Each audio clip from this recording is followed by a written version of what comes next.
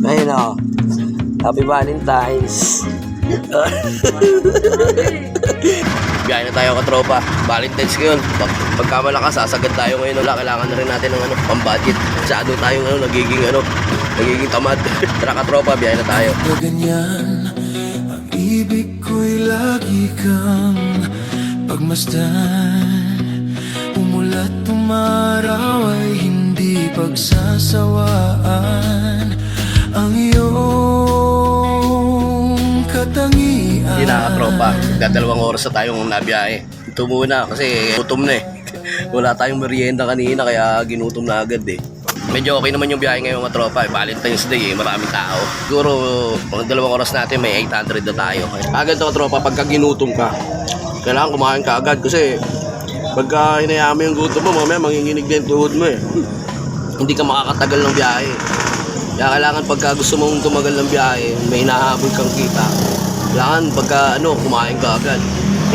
Kasi pag nanginig yung tuhod mo, wala nang baka mahirapan ka na.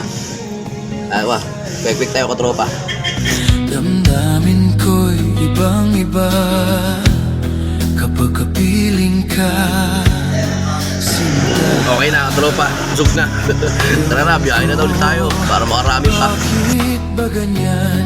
Damdamin ay Bubrahe na pala ako katropa. Medyo maganda yung biyahe, kaya sumobra na tayo agad. Bibili sana tayo ng pizza katropa eh. Kaso wala, naubusan na pala eh. Bibili na lang tayo shawarma.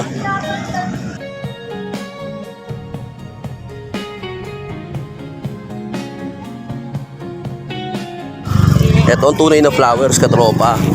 Nakakain. Ano ba? Flowers na rin yan. ang pag-ibig mo dahil sa ako'y Ayun na. Happy Valentine's. sa'yo. Ito na. Oh, ito na flowers mo. Kayain talaga to eh. Oh, ito na.